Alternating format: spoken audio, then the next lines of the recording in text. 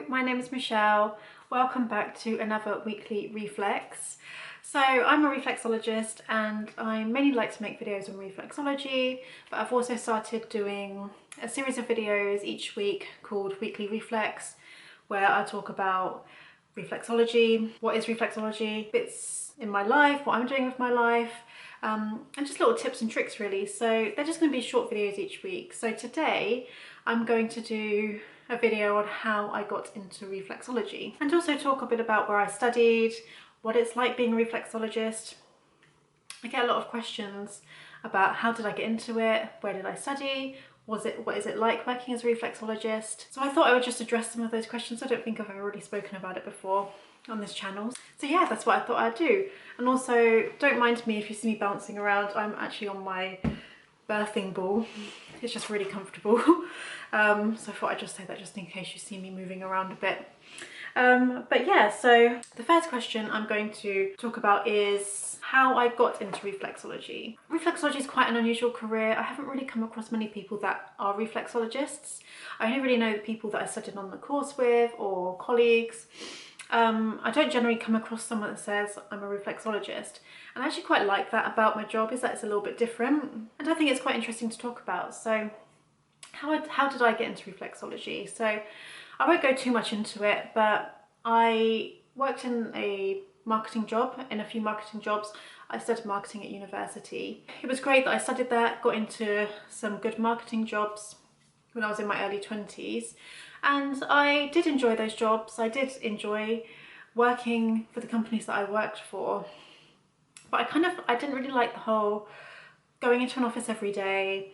I didn't like having a boss. I know, like, to a certain extent I did, but I kind of didn't like having someone that I had to report to, someone that was telling me what to do, someone that I had to get permission to go on holiday, so to book holidays, and sometimes when they're declined, and it just made me feel like I just wanted a bit more freedom.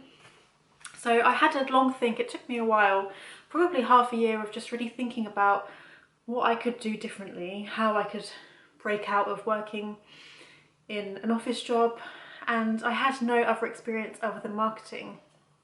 So I really didn't know where to even start. So I kind of just put it out there. I just thought, you know, I'm just going to keep thinking, talk to people, see what other people do, have a Google online, look at all the different possible careers.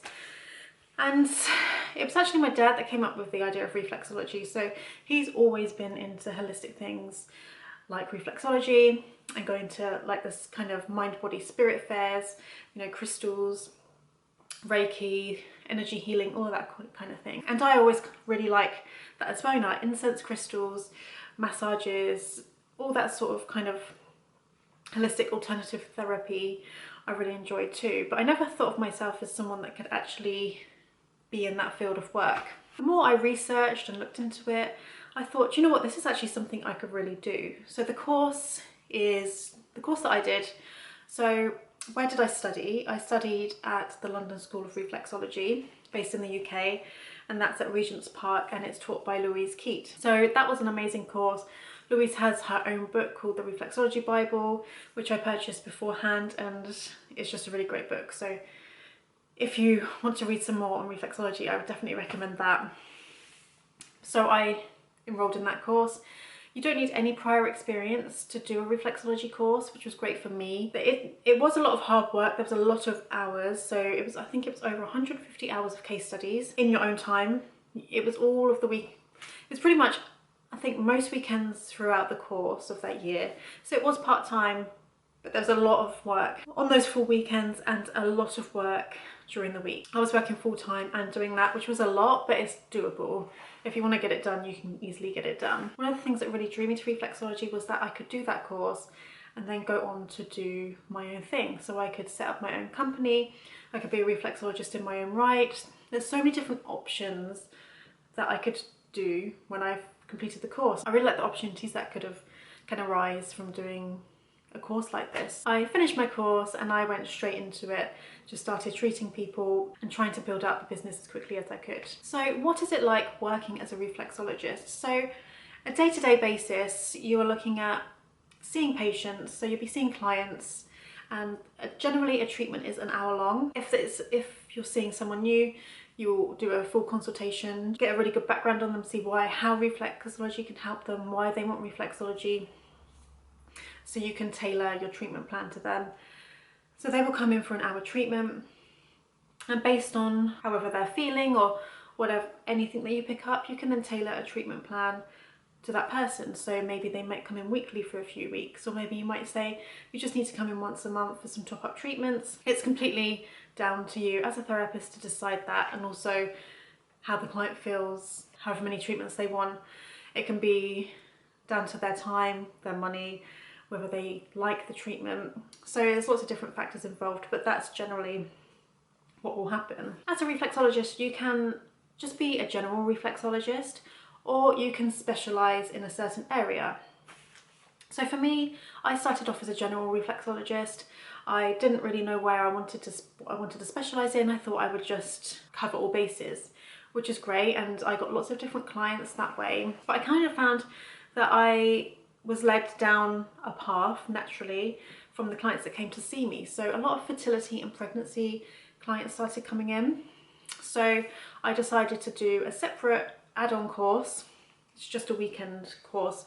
There's lots of different weekend courses you can do on top of your diploma. And I did a course in fertility reflexology, which was amazing, and I learned so much. And then I was able to market myself as fertility and pregnancy, promote myself as a specialist in that area. I found this was really great. I really enjoyed having a specialist subject and really knowing, like when a client comes in, you really know your stuff. So it kind of made me feel a lot more confident in treating and being able to offer people advice and guidance and treatment plans. So that was really great that I managed to kind of naturally find a specialist area. But there's lots of areas that you can go into. So other areas, so you've got fertility, pregnancy, some people go into cancer, end of life, care homes, hospices. That's quite a rewarding, it's a very sad thing to specialise in, and emotionally it takes a lot, but it's also very rewarding being able to do that for people at the end of their life. I've also done a course in hot stone reflexology. You can do facial reflexology, hand reflexology. You can specialise in stress, anxiety. So there's a lot of different courses that you can go and do to help specialise in a certain area, which I would definitely recommend. But again, even though I specialise in one area, I still cover all bases. So I still like to treat people with any kind of symptoms or conditions they may have. So another point about working as a reflexologist is self-employed versus employed. So I'm very, very lucky in that I have got an employed reflexology job, and I also work on a self-employed basis. Now, I have found that reflexology employed jobs are quite rare. They're quite hard to come by. Like, it's not really a regular job offering that's out there. Obviously, if you want to be employed, that would be the right option. If you want a paycheck every month with guaranteed salary, holiday pay, sick pay, pensions, all those kind of security things that come with an employed job, obviously you're going to want to go down that route. A great option is self-employed. So this is where you'll be working for yourself.